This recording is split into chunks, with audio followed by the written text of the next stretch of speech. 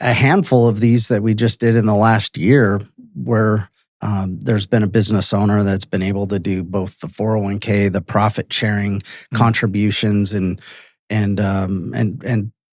oftentimes include a spouse, so where there's a double effect, and then on top of that, get 250 to 450,000 into the cash balance plan and get the deduction. It's huge. Yeah, basically the limit.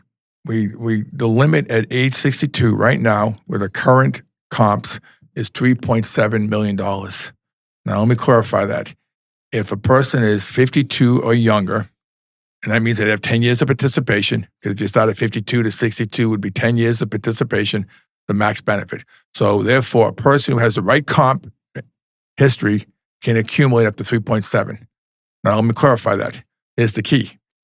Once you establish 3 years consecutive high income, that's it. You don't need to keep on taking that income.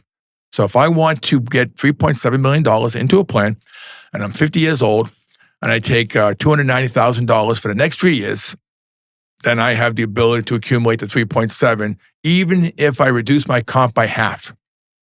So that's the sweet spot for the max, is to have a 3-year salary W-2 consecutive or income. Yeah. That's a critical point, Adam. It's a critical point. You need 3 consecutive years, and you don't need to continue to repeat it. And this is what makes it very attractive. I'll give an example.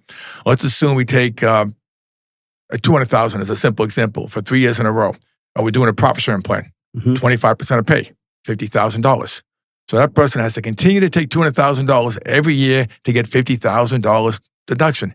Now, if you're taking $200,000 and you're doing a DB plan and you're in your 50s, I can get you $200,000 a year deduction. If you reduce your salary down to $100,000 or less, you still get the deduction. Sure. You still get the same deduction, and you're reducing your W-2. That is amazing. Critical. Yeah. And that's a flexibility you can't get from defined contribution plans. So no, defined contribution plans, you're limited. It's 25% of pay, and there's really not much flexibility. So